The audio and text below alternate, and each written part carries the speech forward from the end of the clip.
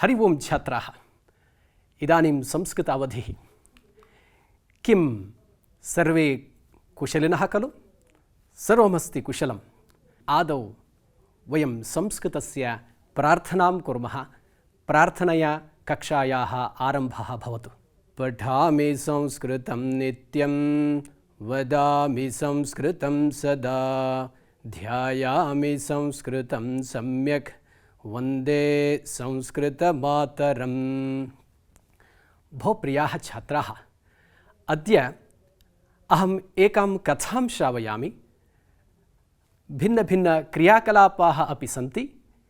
संस्कृतव्याकरणविषये अपि किञ्चित् वयं जानीमः। छात्राः सर्वे महाभारतकथां जानन्त्येव। ಮಹಾಭಾರತದ ಕಥೆಯಲ್ಲಿ ಬರುವಂತಹ ಒಂದು ಪ್ರಸಂಗವನ್ನು ನಾನು ನಿಮಗೆ ಹೇಳ್ತಾ ಇದ್ದೀನಿ ಇವತ್ತು. ಎಲ್ಲರಿಗೂ ಅರ್ಥವಾಗಲಿ ಎನ್ನುವಂತಹ ದೃಷ್ಟಿಯಿಂದ ಕನ್ನಡ ಭಾಷೆಯಲ್ಲಿ ಹೇಳ್ತೀನಿ. ಮಹಾಭಾರತದಲ್ಲಿ ನಿಮಗೆ ಗೊತ್ತೇ ಇದೆ, ದ್ರೋಣಾಚಾರ್ಯರು ಪಾಂಡವರ ಮತ್ತು ಕೌರವರ ಗುರುಗಳು. ಒಂದು ಸಲ ಅವರು ತಮ್ಮ ಪಾಠದ ನಡುವೆ ಮಕ್ಕಳನ್ನು ಕೇಳ್ತಾರೆ, ಮಕ್ಕಳೇ, ಲೋಕದಲ್ಲಿ ಒಳ್ಳೆಯವರು ಜಾಸ್ತಿ ಇದ್ದಾರಾ ಅಥವಾ ಕೆಟ್ಟವರು ಜಾಸ್ತಿ ಇದ್ದಾರಾ ಅನ್ನೋದಾಗಿ. ಆಗ ಕೌರವರಲ್ಲಿ ಪ್ರಧಾನನಾದಂತಹ ದುರ್ಯೋಧನ ನಿಂತ್ಕೊಂಡ್ಬಿಟ್ಟು ಹೇಳ್ತಾನೆ, ಗುರುಗಳೇ, ಲೋಕದಲ್ಲಿ ಎಲ್ಲರೂ ದುಷ್ಟರೇ ಇರೋದು ಅಂತ ಹೇಳ್ತಾನೆ. ಅದೇ ಕ್ಷಣದಲ್ಲಿ ನಿಂತ್ಕೊಂಡಂತಹ ಧರ್ಮರಾಜ ಹೇಳ್ತಾನೆ, ಗುರುಗಳೇ, ದುರ್ಯೋಧನ ಹೇಳುವ ಹಾಗೆ ಲೋಕದಲ್ಲಿ ದುಷ್ಟರು ಜಾಸ್ತಿ ಇಲ್ಲ, ಲೋಕದಲ್ಲಿರೋರೆಲ್ಲ ದುಷ್ಟರಲ್ಲ, ಎಲ್ಲರೂ ಕೂಡ ಒಳ್ಳೆಯವರೇ, ಎಲ್ಲರೂ ಸಜ್ಜನರಿದ್ದಾರೆ ಅಂತ ಹೇಳ್ತಾನೆ. ನೋಡಿ ಮಕ್ಕಳೇ, ಇಲ್ಲಿ ನಾವು ಗಮನಿಸುವಂಥ ಅಂಶ ಏನಂದರೆ, ದುರ್ಯೋಧನನ ಪ್ರಕಾರ ಜಗತ್ತಿನಲ್ಲಿ ಇರುವವರೆಲ್ಲರೂ ಕೂಡ ದುಷ್ಟರೇ. ಧರ್ಮರಾಯನ ಪ್ರಕಾರ ಜಗತ್ತಿನಲ್ಲಿ ಇರುವಂಥವರೆಲ್ಲರೂ ಕೂಡ ಸಜ್ಜನರು, ಒಳ್ಳೆಯವರು. ಯಾಕೆ ಹೀಗೆ? ಇದು ಅವರವರ ಮನಸ್ಥಿತಿಯನ್ನು ಹೇಳುತ್ತೆ. ಸ್ವಾಭಾವಿಕವಾಗಿ ದುರ್ಯೋಧನ ದುಷ್ಟ ಪ್ರವೃತ್ತಿಯಿರುವಂಥವನು. ಆದ್ದರಿಂದ ಅವನೇನು ಅನ್ಕೋತಾನೆ, ಎಲ್ಲರೂ ದುಷ್ಟೇ ಅಂತ. ಧರ್ಮರಾಜ ಹಾಗಲ್ಲ. ಯುಧಿಷ್ಠಿರ ಅವನು ಯಾವಾಗಲೂ ಧರ್ಮವನ್ನು ಅನುಸರಣೆ ಮಾಡುವಂಥವನು. ಅವನ ಪ್ರಕಾರ ಎಲ್ಲರೂ ಕೂಡ ಸಜ್ಜನರು, ಒಳ್ಳೆಯವರು. ಅವನ ಮನಸ್ಥಿತಿ ಅಂಥದ್ದು.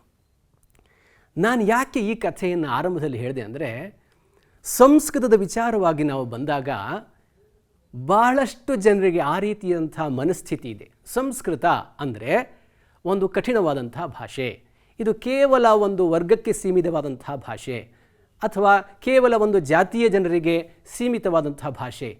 ಇದೆಲ್ಲ ಅವರವರ ಮನಸ್ಥಿತಿಯನ್ನು ಹೇಳುತ್ತೆ ಮಕ್ಕಳೇ. ನಿಜವಾಗಿ ಹೇಳಬೇಕು ಅಂದರೆ ಸಂಸ್ಕೃತಂ ಅತೀವ ಸುಲಭಾ ಭಾಷಾ ಅಸ್ತಿ.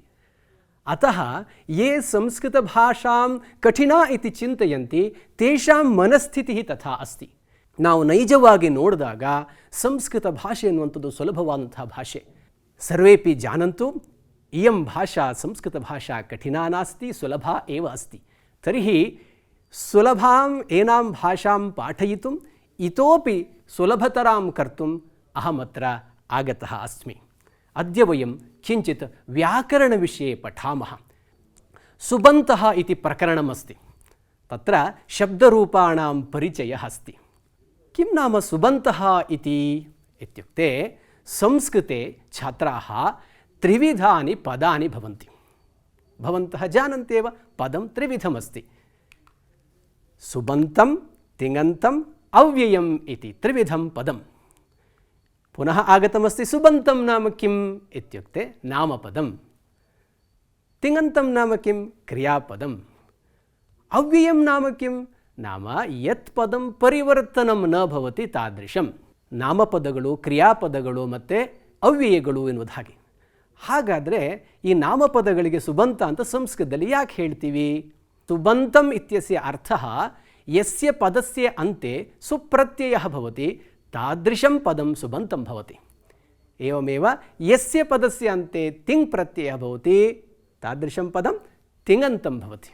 ಅವ್ಯಯಂ ನಾಮ ಯತ್ ಪದಂ ಪರಿವರ್ತನಂ ನ ಭವತಿ ತಾದೃಶಂ ಅವ್ಯಯಂ ಭವತಿ. ಛಾತ್ರಾಃ, ಇದಾನೀಂ ಸುಬಂತಸ್ಯ ಮೂಲರೂಪಂ ಅಥವಾ ಪ್ರಕೃತಿಃ ಪಶ್ಯಂತು. ಅತ್ರ ಪ್ರಕೃತಿಃ ಪ್ರತ್ಯಯಃ ಅನಯೋಃ ಯೋಜನೇನ ಪೂರ್ಣಪದಂ ಭವತಿ. ಹೇಗೆ ಪೂರ್ಣ ಪದ ಆಗುತ್ತೆ? ಒಂದು ಪ್ರಕೃತಿ ಇರುತ್ತೆ, ಅದಕ್ಕೊಂದು ಪ್ರತ್ಯಯ ಸೇರಿಸಿದಾಗ ಪೂರ್ಣ ಪದವಾಗುತ್ತೆ. ಆ ಪೂರ್ಣ ಪದವನ್ನು ಮಾತ್ರ ನಾವು ವಾಕ್ಯದಲ್ಲಿ ಬಳಸ್ತೀವಿ. ಅರ್ಧರ್ಧ ಪದವನ್ನು ವಾಕ್ಯದಲ್ಲಿ ಬಳಸೋಕ್ಕಾಗಲ್ಲ ಮಕ್ಕಳೇ, ಅರ್ಥವಾಗಲ್ಲ. ಉದಾಹರಣೆಗೆ ರಾಮ, ಮನೆ, ಹಣ್ಣು, ತಿನ್ನು ಏನಾದರೂ ಅರ್ಥವಾಯಿತೆ? ಇಲ್ಲಿ ಅಪೂರ್ಣವಾದಂಥ ಪದಗಳಿದೆ, ಆದ್ದರಿಂದ ಇದು ಅರ್ಥವಾಗಲ್ಲ. ಏವಮೇವ ಸಂಸ್ಕೃತೆ ಅಪಿ ವಯಂ ಪೂರ್ಣಪದಾನಾಂ ಉಪಯೋಗಂ ಕುರ್ಮಃ. ಪೂರ್ಣಪದಂ ಭವತಿ ಪ್ರಕೃತಿ ಪ್ಲಸ್ ಪ್ರತ್ಯಯ ಪೂರ್ಣಪದಂ. ತರ್ಹಿ ಉದಾಹರಣಾನಿ ಪಶ್ಯಾಮಃ. ರಾಮ ಇತಿ ಪ್ರಾತಿಪದಿಕಂ, ತತ್ರ ಔ ಇತಿ ಪ್ರತ್ಯಯಃ ಅಸ್ತಿ. ರಾಮೌ ರಾಮೌ ಶಾಲಾಂ ಗಚ್ಚತಃ ಇತಿ ವಯಂ ವಾಕ್ಯ ಉಪಯೋಗಂ ಕುರ್ಮಃ. ಏವಮೇವ ಪಠ ಪ್ಲಸ್ ತಿ ಪಠತಿ ಇತಿ ಭವತಿ. ಪಠಧಾತುಃ ತಿ ಪ್ರತ್ಯಯೋಜನೇನ ರಾಮಃ ಪುಸ್ತಕಂ ಪಠತಿ ಇತಿ ಉಪಯೋಗಂ ಕುರ್ಮಃ. ಏವಮೇವ ಅವ್ಯಯಾನಾಂ ಉಪಯೋಗಃ ತಥಾ ಎವ ಭವತಿ. ಚ ನ ಇತ್ಯಾದಿ ಅವ್ಯಯಾನಿ ಭವಂತಿ. ರಾಮಃ ಕೃಷ್ಣಃ ಚ ಗಚ್ಚತಃ ಇತಿ ಭವತಿ. ಛಾತ್ರಾಃ ಸಂಸ್ಕೃತೆ ಪದನಿರ್ಮಾಣಂ ಕಥಂ ಭವತಿ ಇತಿ ವಯಂ ಪಶ್ಯಾಮಃ. ಇದಾನಿಂ ಪದನಿರ್ಮಾಣಾರ್ಥಂ ಮೂಲರೂಪಂ ಅವಶ್ಯಕಂ. ಮೂಲರೂಪಂ ನಾಮ ಪ್ರಕೃತಿಃ ಇತಿ. ವಯಂ ಜಾनीमः ವೃಕ್ಷಃ ಪ್ರಕೃತಿಃ ಅಸ್ತಿ. ವೃಕ್ಷಸ್ಯ ಕಾಂಡಂ ಸ್ವೀಕೃತ್ಯ ಕ್ರಕಚ ಇತ್ಯಾದೀನಾಂ ಉಪಕರಣಾನಾಂ ಸಾಹಾಯ್ಯೇನ ವಯಂ ವಿಗ್ರಹಸ್ಯ ನಿರ್ಮಾಣಂ ಕುರ್ಮಃ. ತಂ ವಿಗ್ರಹಂ ಸಂಸ್ಥಾಪ್ಯ ವಯಂ ಪೂಜಾಂ ಕುರ್ಮಃ. ಛಾತ್ರಾಃ ಸಂಸ್ಕೃತೆ ಪದನಿರ್ಮಾಣಂ ಏವಮೇವ ಭವತಿ. ಪ್ರಾತಿಪದಿಕಂ ಅಥವಾ ಪ್ರಕೃತಿಃ ಭವತಿ. ಪ್ರತ್ಯಯಸ್ಯ ಯೋಜನೇನ ಪೂರ್ಣಪದಂ ಸಿದ್ಧಂ ಭವತಿ. ಉದಾಹರಣಂ ದಾಸ್ಯಾಮಿ. ರಾಮ ಇತಿ ಪ್ರಕೃತಿಃ ಅಥವಾ ಪ್ರಾತಿಪದಿಕಂ ಅಸ್ತಿ. ತತ್ರ ಸುಪ್ ಇತಿ ಪ್ರತ್ಯಯಾನಾಂ ಯೋಜನಂ ಕರೋಮಿ. ಸುಪ್ರತ್ಯಯಾಃ ನಾಮ ವಿಭಕ್ತಿ ಪ್ರತ್ಯಯಾಃ ಇತ್ಯರ್ಥಃ. ತದಾ ಕಿಂ ಸಿದ್ಧಂ ಭವತಿ? ಏವಂ ಭಿನ್ನ ಭಿನ್ನ ರೂಪಾಣಿ ತತ್ರ ಭವಂತಿ. ರಾಮಃ ರಾಮೌ ರಾಮಾಃ ಇತ್ಯಾದಿ ಯಥಾ ಭವಂತಃ ಜಾನಂತಿ ತಥಾ ರೂಪಾಣಾಂ ಸಿದ್ಧಿಃ ಭವತಿ. ಪುನಃ ಅವಗತಂ ಇತಿ ಮನ್ಯೆ. ಪ್ರಾತಿಪದಿಕಂ ಪ್ರಾತಿಪದಿಕೇನ ಸಾಕಂ ಪ್ರತ್ಯಯಾನಾಂ ಯೋಜನಂ ತದಾ ಪೂರ್ಣಪದಂ ಭವತಿ. ಕನ್ನಡಭಾಷಾಯಾಮಪಿ ವಯಂ ಏವಮೇವ ಅನುಸರಣಂ ಕುರ್ಮಃ. ಏಕಂ ಉದಾಹರಣಂ ದಾತುಂ ಇಚ್ಛಾಮಿ. ನೋಡಿ ಮಕ್ಕಳೇ, ಮರ ಅಂತ ಒಂದು ಪದ ಇದೆ ಅಂತ ಇಟ್ಕೊಳ್ಳಿ. ಇಲ್ಲಿ ನಿಮಗೆ ಮರಗಳು ಕಾಣಿಸ್ತಾ ಇದೆ ಅಲ್ವೇ? ಈ ಮರ ಮರ ಮರ ಅಂತಲೇ ನಾವು ಯಾವಾಗಲೂ ವಾಕ್ಯದಲ್ಲಿ ಬಳಸ್ತೀವ? ಇಲ್ವಲ್ಲ? ಹಾಗಾದರೆ ಅದಕ್ಕೆ ನೋಡಿ ಪ್ರತ್ಯಯವನ್ನು ಸೇರಿಸ್ಕೊಂಡು ನಾವು ಅದನ್ನು ವಾಕ್ಯವನ್ನಾಗಿ ಮಾಡಿ ನಮ್ಮ ಅಭಿಪ್ರಾಯವನ್ನು ತಿಳಿಸ್ತೀವಿ. ಹೇಗೆ ಅಂದರೆ, ಮರದಿಂದ ನಮಗೆ ಎಷ್ಟು ಪ್ರಯೋಜನವಿದೆ ಎಂಬುದನ್ನು ತಿಳಿದು ಮರಕ್ಕೆ ನೀರನ್ನು ಕೊಟ್ಟು ಮರವನ್ನು ಬೆಳೆಸಬೇಕು. ಅದೇ ರೀತಿಯಾಗಿ ಮರದಲ್ಲಿ ಹಣ್ಣುಗಳು ತುಂಬಿರಲು ಮರದ ಸಮೀಪಕ್ಕೆ ಹೋಗಿ ಮರದಿಂದ ಬಿದ್ದ ಸಿಹಿಯಾದ ಹಣ್ಣನ್ನು ತಿನ್ನುವಾಗ ಮರವು ಎಷ್ಟು ಕೃತಜ್ಞ ಎಂದು ಅರಿವಾಗಿ ಮರೆಯದೆ ಮರವೇ ನಿನಗೆ ನಮೋ ನಮಃ ಎಂಬುದೇ ಭಾರತೀಯತೆ. ಹಾಗೆ ನಾವು ನಮಗೆ ಎಷ್ಟೊಂದು ಕೊಡುವಂತಹ ಮರವನ್ನು ಕೃತಜ್ಞತೆಯಿಂದ ನಾವು ಸ್ಮರಿಸ್ತೀವಿ ಅಲ್ವಾ? ಅದೇ ನಮ್ಮ ಭಾರತೀಯತೆ ಮಕ್ಕಳೇ. ಇಲ್ಲಿ ಗಮನಿಸಿ, ನೀವು ವಾಕ್ಯಗಳನ್ನು ಗಮನಿಸಿ. ನಾನು ಮರ ಎನ್ನುವಂಥ ಮೂಲ ರೂಪಕ್ಕೆ ಪ್ರತ್ಯಯಗಳನ್ನು ಸೇರಿಸಿ ಪೂರ್ಣವಾದಂತಹ ಪದಗಳನ್ನು ಮಾಡಿಕೊಂಡು ವಾಕ್ಯದಲ್ಲಿ ಬಳಸ್ತೆ ಅಲ್ವೇ? ಈ ಪ್ರತ್ಯಯಗಳಿಗೆ ನಾವೇನು ಹೇಳ್ತೀವಿ ಅಂದರೆ ವಿಭಕ್ತಿ ಪ್ರತ್ಯಯ ಅಂತ ಹೇಳ್ತೀವಿ. ಅದೇ ರೀತಿಯಾಗಿ ಸಂಸ್ಕೃತದಲ್ಲಿ ವಿಭಕ್ತಿ ಪ್ರತ್ಯಯಗಳಿಗೆ ಸುಪ್ರತ್ಯಯ ಅಂತ ನಾವು ಹೇಳ್ತೀವಿ. ಕಥಂ ಸುಪ್ರತ್ಯಯ ಇತಿ ನಾಮ ಆಗತಂ ಇತ್ಯುಕ್ತೆ ಭವಂತಃ ಜಾನಂತಿ ವಿಭಕ್ತಯಃ ಸಪ್ತ ಸಂತಿ ಸಂಸ್ಕೃತೆ. ಪ್ರತ್ಯೇಕಂ ವಿಭಕ್ತೌ ಸಂಸ್ಕೃತೆ ತ್ರಯಃ ಪ್ರತ್ಯಯಃ ಅವಶ್ಯಕಃ. ಕಿಮರ್ಥಂ? ಏಕವಚನಂ ದ್ವಿವಚನಂ ಬಹುವಚನಂ ಇತಿ ವಚನತ್ರಯಂ ಅಸ್ತಿ. ತರ್ಹಿ ಸಂಸ್ಕೃತೆ ಸಪ್ತವಿಭಕ್ತಯಃ ಏಕವಿಂಶತಿ ವಿಭಕ್ತಿ ಪ್ರತ್ಯಯಾಃ ಸಂತಿ. ಕಥಂ ಪ್ರತ್ಯಯಾನಾಂ ಆರಂಭ ಭವತಿ ಪಶ್ಯಂತು. ಸು ಔಜಸ್ ಅಂ ಔಷಸ್ ಟಾಭ್ಯಾಂ ಭಿಸ್ ङेभ्यां भ्यस् ङसिभ्यां भ्यस् ङस् ओस् आं ङी ओ सुप् इति प्रत्ययानां नामानि अहं दर्शितवान्. भीताः न भवन्तु, कण्ठपाठः न कर्तव्यः. अत्र प्रप्रथमप्रत्ययः कः अस्ति? भिन्नवर्णः अस्ति. पश्यन्तु, सु इति प्रप्रथमप्रत्ययः अस्ति. अन्तिमप्रत्ययः अस्ति सप्तमीविभक्ति बहुवचनप्रत्ययः सुप् इति. तत्र अन्तिमाक्षरं किमस्ति? प इति. इदानीं प्रथमाक्षरं स्वीकुर्वन्तु, अन्तिमाक्षरं स्वीकुर्वन्तु, योजयन्तु. ಸುಪ್ರತ್ಯಯ ಅಂದರೆ 21 ಪ್ರತ್ಯಯಗಳು ವಿಭಕ್ತಿ ಪ್ರತ್ಯಯಗಳು ಅನ್ನೋದಾಗಿ ಅರ್ಥ ಮಕ್ಕಳೇ. ಹಾಗಾದರೆ ಸುಬಂತವಾಗುವಾಗ 21 ಪ್ರತ್ಯಯಗಳಲ್ಲಿ ಯಾವುದೋ ಆದರೂ ಒಂದು ಪ್ರತ್ಯಯ ಇರಲೇಬೇಕು. ಅಂತಹ ಪದವನ್ನು ಮಾತ್ರ ವಾಕ್ಯದಲ್ಲಿ ಬಳಸ್ತೀವಿ ನಾವು. ಛಾತ್ರಾಹ, ನೀವು ರಾಮ ಶಬ್ದವನ್ನು ಕಲಿಯೋದಕ್ಕಿಂತ ಮುಂಚೆ ಇದನ್ನು ತಿಳ್ಕೊಳ್ಳಿ, ತುಂಬ ಸುಲಭವಾಗಿದೆ. ಪುಲ್ಲಿಂಗೆ ಅಹ ಔ ಆಹ ಅಂ ಔ ಆನ್ ಏನ ಆಭ್ಯಾಂ ಐಹಿ ಆಯ ಆಭ್ಯಾಂ ಏಭ್ಯಃ ಆತ್ ಆಭ್ಯಾಂ ಏಭ್ಯಃ ಅಸ್ಯ ಅಯೋಃ ಆನಾಂ ಏ ಅಯೋಃ ಏಷು. ಬಹು ಸುಲಭಮಸ್ತಿ. ಭವಂತಃ ಪಂಚವಾರಂ ಪಠन्तु, प्रतिदिनम् एकैकवारम् उच्चैः पठन्तु, कण्ठपाठः भवति. अस्तु, इदानीं नपुंसकलिङ्गपदानि पश्यन्तु कथमिति. पुल्लिङ्गे नपुंसकलिङ्गे समानरूपेण भवन्ति तृतीया विभक्तितः रूपाणि. प्रथमा द्वितीया विभक्तौ परिवर्तनमस्ति किञ्चित्. अस्तु, इदानीं नपुंसकलिङ्गे एवम् अक्षराणि भवन्ति. पश्यन्तु, प्रथमम् अक्षरं स्मरन्तु, अनन्तरं शब्दान् योजयितुं वयं शक्नुमः. एवमेव स्त्रीलिङ्गेपि यदि भवन्तः पञ्चवारं पठन्तु तदा कण्ठपाठः भवति.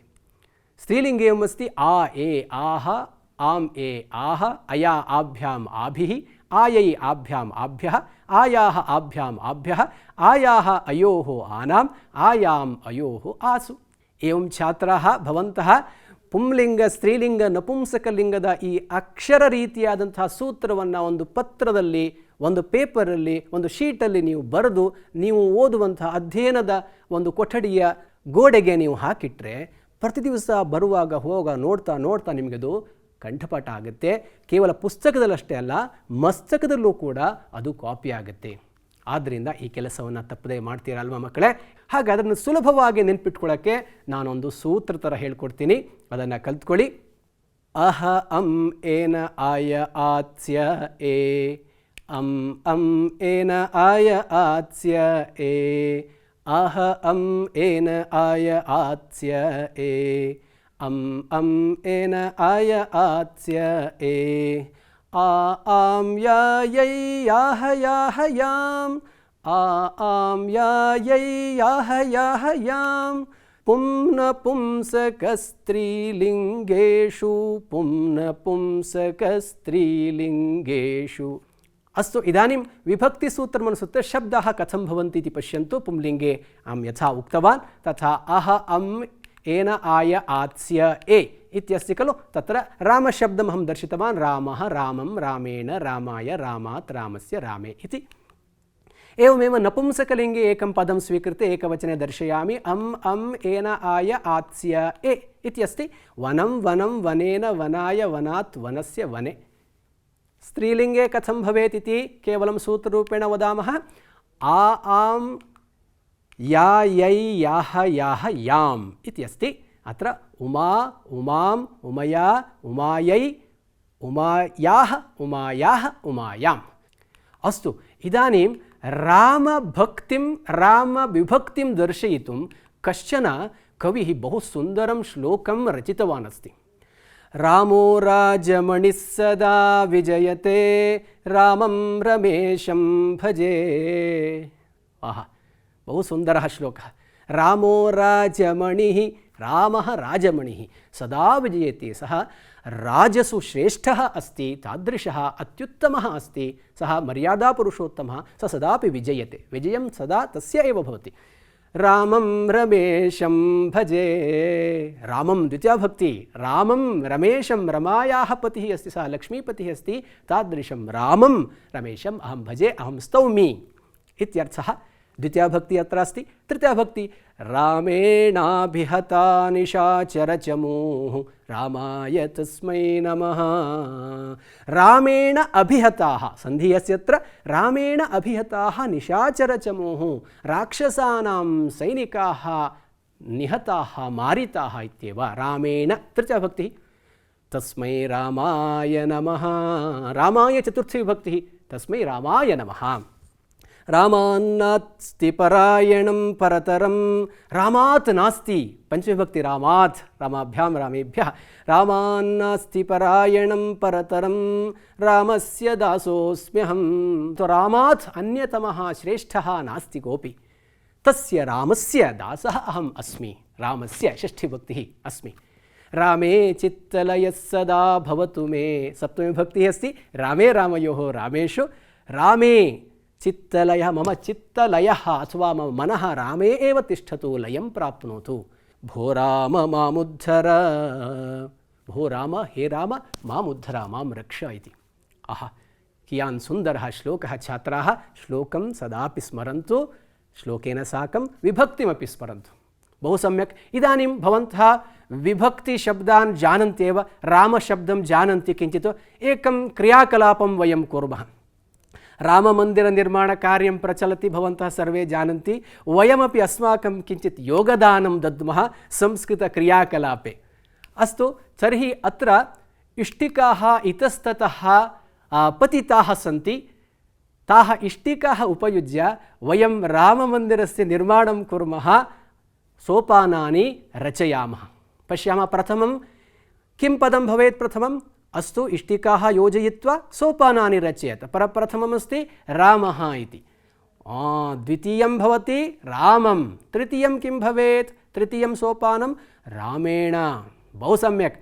इदानीं चतुर्थं सोपानं पश्यामः, रामाय इति भवति. बहु सम्यक्. पुनः पञ्चमं सोपानं किमस्ति? रामात्. षष्ठं सोपानम् अथवा षष्ठीविभक्तिः भवति रामस्य. सप्तमं सोपानमस्ति रामे. एवम् अन्तिमसोपानं पश्यन्तु, हे राम इति. संस्कृते नामपदानि अपि सन्ति, सर्वनामपदानि अपि सन्ति. राम, हरि, गुरु इति पुल्लिङ्गपदानि सन्ति युष्माकं पुस्तके. एवं सीता, गौरी, मति इत्यादि स्त्रीलिङ्गपदानि सन्ति. वन, वारि, मधु इति नपुंसकलिङ्गपदानि सन्ति. तर्हि सर्वनामपदानि कानि इत्युक्ते, नामपदस्य स्थाने अन्यानि कानिचन पदानि आगच्छन्ति, तानि सर्वनामपदानि इति वयं वदामः. तानि कानि? तद् शब्दः, एतत् शब्दः, किं शब्दः, इदं शब्दः, अस्मद्, युष्मद्, एवम् एतादृशशब्दाः युष्माकं पुस्तके सन्ति. छात्राः तान् अपि भवन्तः कण्ठपाठं कुर्वन्तु. भो कष्टं भवति वा? नास्ति वा? तदपि सुलभतया अहं दर्शयामि. ये रामशब्दं जानन्ति अथवा नामपदं जानन्ति, तेषां कृते सर्वनामपदानि बहु सुलभानि भवन्ति. तर्हि कुत्र कुत्र व्यत्यासः? नामपदे पश्यन्तु, एवं भवति. सर्वनामपदे एवमेव स्थापयामः. तत्र पश्यन्तु इदानीं कुत्र कुत्र व्यत्यासः अस्ति. नामपदे अह औ आह इति भवति खलु, किन्तु सर्वनामपदे आह औ ए इति भवति. यथा सः, तौ, ते इति भवति. प्रथमविभक्तौ बहुवचने ते इति भवति. ते, के, ये, एते इत्यादि भवन्ति. चतुर्थ्यां विभक्तौ आय, आभ्याम्, एभ्यः इति भवति. तत्र अस्मै इति भवति. तस्मै, यस्मै, कस्मै इति भवति. एवमेव पञ्चमं विभक्तौ अपि व्यत्यासः अस्ति. अत्र आत् इति भवति नामपदे, सर्वनामपदे अस्मात् इति भवति. पुनः षष्ठीविभक्तौ बहुवचनेपि नामपदे आनाम् इति भवति, किन्तु सर्वनामपदे येषाम् इति भवति. पुनश्च सप्तमी विभक्ति एकवचने अत्र व्यत्यासः अस्ति. पश्यन्तु, नामपदे ए इति भवति, रामे इति भवति, किन्तु सर्वनामपदे तस्मिन्, कस्मिन्, यस्मिन् इति भिन्नता अस्ति. छात्राः अतः प्रप्रथमं सुलभपदं जानन्तु, अनन्तरं किञ्चित् क्लिष्टकरं पदं ज्ञातुं शक्यते. नामपदं ये जानन्ति, सर्वनामपदमपि तथैव अस्ति इति व्यत्यासं किञ्चित् ज्ञात्वा कण्ठपाठं कुर्वन्तु. अस्तु छात्राः, इदानीं तावत् वाक्येषु कथं विभक्तीनां प्रयोगः भवति इति पश्यामः. तत्र वृक्षः अस्ति. वृक्षः इति कर्तृपदरूपेण प्रयोगं करोमि. वृक्षः अस्ति, अल्लि मरवु इदे. वने वृक्षाः भवन्ति, अल्लि मरगळु इवे. तत्र वृक्षः अस्ति, वने वृक्षाः सन्ति. एकवचनं, बहुवचनं प्रथमाविभक्तौ. द्वितीयाविभक्तौ कथं भवति इति पश्यामः. शब्दं अहं वृक्षं पश्यामि, ನಾನು ವೃಕ್ಷವನ್ನು ನೋಡುತ್ತೇನೆ. You are using it as an object. ಅಹಂ ವೃಕ್ಷಂ ಪಶ್ಯಾಮಿ. ದುಷ್ಟಾಃ ವೃಕ್ಷಾನ್ ಛಿಂದಂತಿ. ನೋಡಿ, ಮರಗಳನ್ನು ದ್ವಿತೀಯಾವಿಭಕ್ತಿ अस्ति. एवं तृतीयाविभक्तिः कथमस्ति पश्यामः. वृक्षेण विग्रहं कुर्वन्ति. एकवचने, बहुवचने तक्षकाः वृक्षैः गृहं निर्मान्ति. एवं चतुर्थ्यां विभक्तौ त्वं वृक्षाय जलं यच्छसि. ನೀನು ಮರಕ್ಕೆ ನೀರನ್ನು ಕೊಡು. तर्हि कृषकाः वृक्षेभ्यः दोहदं यच्छन्ति. वृक्षे मरಗಳಿಗೆ दोहदं ಅಂದರೆ ಗೊಬ್ಬರ, ಫರ್ಟಿಲೈಸರ್ ಅಂತ ಹೇಳ್ತೀವಲ್ಲ ಅದನ್ನು. ಮಕ್ಕಳೇ, ಪುನಃ ವಯಂ ಪಂಚವಿಭಕ್ತಿಂ ಪಶ್ಯಾಮಃ. ಫಲಂ ವೃಕ್ಷಾತ್ ಪತತಿ. ಮರದಿಂದ ಬೀಳುತ್ತೆ. ಎಲ್ಲಿ ವಿಭಾಗ ಆಗುತ್ತೋ ಅಲ್ಲಿ ಪಂಚಮಿ ಬಿಡಿಸ್ತೀವಿ, ಇಂದ ಅಂತ. ಫಲಂ ವೃಕ್ಷಾತ್ ಪತತಿ. ವೃಕ್ಷೇಭ್ಯಃ ಪತ್ರಾಣಿ ಪತಂತಿ. वृक्षेभ्यः पञ्चमीविभक्ति बहुवचनमस्ति। वृक्षस्य छाया शीतला भवति षष्ठीविभक्तौ एकवचने। बालाः वृक्षाणां समीपं क्रीडन्ति। पश्यन्तु षष्ठीविभक्ति बहुवचनं कथम् उपयोगं कुर्मः वाक्ये इति।